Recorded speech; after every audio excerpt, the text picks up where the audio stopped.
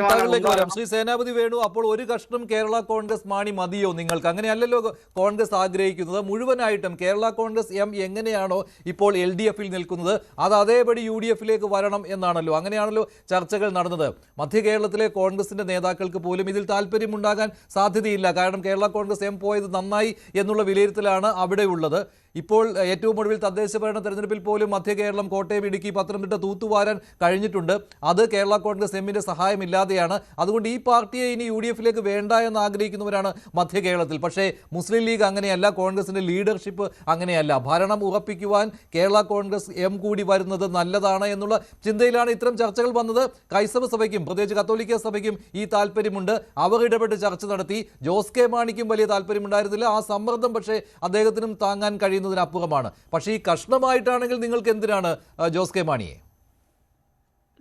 അല്ല, കേരള കോൺഗ്രസ് മാണി ഗ്രൂപ്പ് അവർ പൂർണ്ണമായി ഒരു തീരുമാനമെടുക്കും എന്നാണ് ഞങ്ങൾക്കൊക്കെ മനസ്സിലാക്കാൻ കഴിഞ്ഞിരിക്കുന്നത്. ഇപ്പോഴത്തെ ഒരു സാഹചര്യത്തിൽ ഏതെങ്കിലും രീതിയിലുള്ള അഭിപ്രായ ഭിന്നതകൾ അവർക്കിടയിലുണ്ടെങ്കിലും അവർ സമ്പൂർണ്ണമായ ഒരു തീരുമാനമെടുക്കും. ആ തീരുമാനത്തിൽ എല്ലാ MLA മാരും ഉണ്ടാകും എന്നുള്ളതാണ് ഞാൻ മനസ്സിലാക്കുന്നത്. ഒന്ന്, ഇപ്പം ഇൻട്രോയിൽ തന്നെ അങ്ങ് ചോദിച്ചൊരു കാര്യമുണ്ടല്ലോ, ഇപ്പം രാഷ്ട്രീയ ധാർമ്മികത.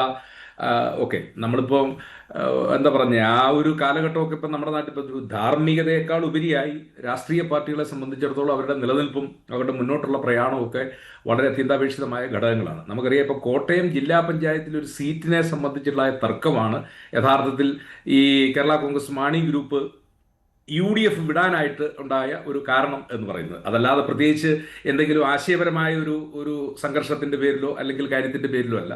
കേരള കോൺഗ്രസ് മാണി ഗ്രൂപ്പും ജോസഫ് ഗ്രൂപ്പും തമ്മിൽ കോട്ടയം ജില്ലാ പഞ്ചായത്ത് പ്രസിഡന്റ് ടേമിനെ ഉണ്ടായ തർക്കവും അതിൽ UDF ഇടപെടുകയും UDF ഇടപെട്ടെന്നുണ്ടാക്കിയ എഗ്രിമെന്റ് പാലിക്കാതെ വരികയെന്ന ഒരു ഘട്ടത്തിലാണ് ഇങ്ങനെ ഒരു തീരുമാനം എടുക്കേണ്ടതായിട്ട് വന്നിട്ടുള്ളത്. ഇപ്പം നമുക്കറിയാം, കേരള കോൺഗ്രസിന്റെ ഒരു DNA പരിശോധിച്ചാൽ 1964 മെയ് മാസം 9-ാം തീയതി ഇത് രൂപം കൊണ്ടതിന് ശേഷം ശരിക്കും കോൺഗ്രസ് വിരുദ്ധതയുടെ ഒരു പേരിലാണ് ഇത് രൂപം കൊണ്ടതെങ്കിലും എല്ലാ കാലഘട്ടത്തിലും കോൺഗ്രസിനോടൊപ്പം നിന്ന് അതിനുള്ള ഒരു DNA ആണ് കേരള കോൺഗ്രസിനുള്ളത്. ഇപ്പോൾ ഞങ്ങളൊക്കെ മധ്യതിരാങ്കൂറിൽ പ്രത്യേകിച്ച് ഇടുക്കി പോലുള്ള സ്ഥലങ്ങളിൽ പ്രവർത്തിക്കുമ്പോൾ മനസ്സിലാക്കുന്നത് കേരള കോൺഗ്രസ് വളരെ അസ്വസ്ഥമാണ് അപ്പുറത്ത്. അതിനകത്ത് പിന്നെ ജയചന്ദ്രൻ സാർ എന്ത് പറഞ്ഞു കഴിഞ്ഞാൽ, കാരണം അവർക്ക് മാർക്സിസ്റ്റ് പാർട്ടിയുടെ ഒരു കേഡർഷിപ്പും രാഷ്ട്രീയവുമായിട്ട് മുന്നോട്ട് പോകാൻ പറ്റുന്ന ഒരു രാഷ്ട്രീയമല്ല കേരള കോൺഗ്രസിനുള്ളത്. അപ്പോൾ ഈ ത്രിതല പഞ്ചായത്ത് തെരഞ്ഞെടുപ്പിൽ അവർക്കുണ്ടായ ഒരു നഷ്ടമെന്ന് പറയുന്നത് അത് നമുക്ക് വിചാരിക്കാനും ചിന്തിക്കാനും ഒക്കെ കഴിയുന്നതിൽ അപ്പുറത്താണ്. പ്രാദേശിക തലത്തിൽ പാർട്ടിയെ നയിക്കേണ്ട നേതാക്കന്മാരൊക്കെ ത്രിതല പഞ്ചായത്ത് തെരഞ്ഞെടുപ്പിൽ അടപടലം തോറ്റു എന്നുള്ള ഒരു വലിയ ഒരു ദുരന്തം അവിടെ നിൽക്കുകയാണ്. ഇപ്പം നിലവിൽ അവരുടെ 5 സീറ്റ്, ഇടുക്കി സീറ്റ്, പൂഞ്ഞാറ്, കാഞ്ഞിരപ്പള്ളി, റാന്നി, അതുപോലെ തന്നെ ചങ്ങനാശ്ശേരി സീറ്റുകൾ. ഈ സീറ്റുകൾ ഇപ്പോൾ നമ്മൾ രാഷ്ട്രീയ വിശകലനത്തിന്റെ ഭാഗമായിട്ട് പറയുന്നു. അവർക്ക് അടുത്ത നിയമസഭാ തെരഞ്ഞെടുപ്പിൽ ഇപ്പോഴത്തെ ഒരു രാഷ്ട്രീയ സാഹചര്യത്തിൽ ഇതൊന്നുപോലും അവർക്ക് നിലനിർത്താൻ കഴിയുന്ന ഒരു രാഷ്ട്രീയ സാഹചര്യം ഇപ്പോൾ ഇല്ല എന്നുള്ളതാണ് കേരളത്തിലെ ഏറ്റവും അവസാനത്തെ ഈ വോട്ടിംഗ് പാറ്റേണിൽ നിന്ന് നമുക്ക് മനസ്സിലാകും. പക്ഷെ അങ്ങനെയുള്ള ഒരു പാർട്ടി എന്തിനാണ് നിങ്ങൾ സ്വീകരിക്കുന്നത് എന്ന ചോദ്യം ഉണ്ടാകുമല്ലോ. ആ ചോദ്യം ഉന്നയിക്കുന്നത് കേരള കോൺഗ്രസിലെ ജോസഫ് വിഭാഗമാണ്. UDFിലുള്ള കേരള കോൺഗ്രസ് ജോസഫ് വിഭാഗം. അവർ ചോദിക്കുന്ന ചോദ്യം അത് തന്നെയാണ് ഇടുക്കി, പത്തനംതിട്ട, കോട്ടയം ജില്ലകളിലെ കോൺഗ്രസ് നേതാക്കളും ഉന്നയിക്കുന്നത്. താങ്കളുടെ മനസ്സിൽ പോലും ആ ചോദ്യം ഉണ്ടാകും. എന്തിനാണ് ഈ തോൽക്കുമെന്ന് ഉറപ്പായിട്ട് MLA മാരാകാനും മന്ത്രിമാരാകാനും ആഗ്രഹിച്ച് വരുന്ന ഇക്കൂട്ടരെ UDFിലേക്ക് എടുക്കുന്നത് എന്നുള്ള ചോദ്യമുണ്ടല്ലോ സ്വാഭാവികമായിട്ടും. അതിനുള്ള മറുപടി കോൺഗ്രസ് തന്നെ കൊടുക്കേണ്ടിയും വരുമല്ലോ.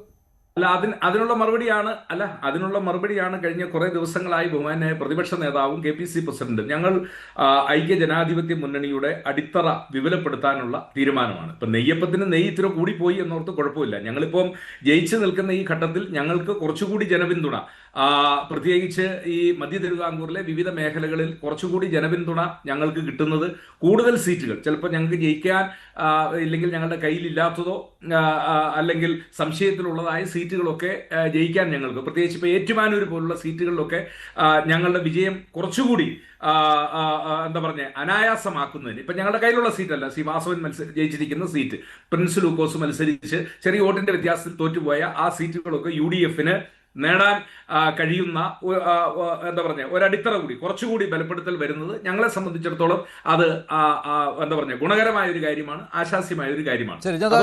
പക്ഷേ അതിനേക്കാൾ ദോഷകരമായ കൂടുതൽ വാർത്തകൾക്ക് News 18 Keralam YouTube channel subscribe ചെയ്യുക.